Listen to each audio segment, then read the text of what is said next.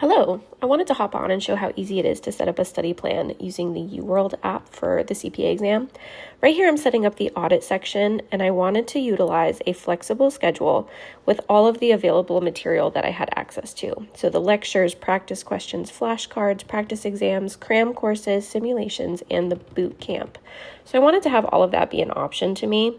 And I wanted to set this up similar to the schedule I had when I was personally studying for the audit section back in 2019 through 2021 when I was studying for the CPA exams.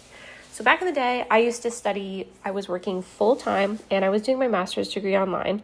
So I would typically study Monday through Friday from 6:30 in the morning until 8 a.m. before work started. And then I would dedicate about half of my day on Saturday to really studying and just finishing everything that I wanted to do in that week. So I kind of tried to mirror this study plan as closely with how I actually studied back in the day.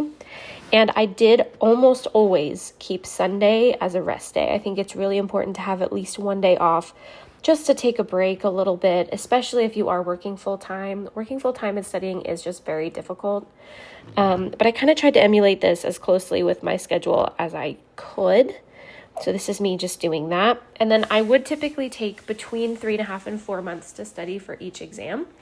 And I'm very grateful I was able to pass FAR, audit, and BEC back in the day on my first try. So this schedule worked really well for me, even with working full-time and doing my master's degree online. So this is me just setting this up. And then this is the study plan, the way that it presents it once you put in your schedule. So you can kind of see some of the days are a little bit longer than others. That's just how I set it up, just so I could get all of the required hours needed for the study plan. And you'll see it goes through practice questions, review flashcards, the lecture, and then a cram course. I will say just a quick tip. I don't recommend going straight into practice questions. I know some people who actually only study by doing practice questions, but I don't think that's the best way to actually utilize active recall.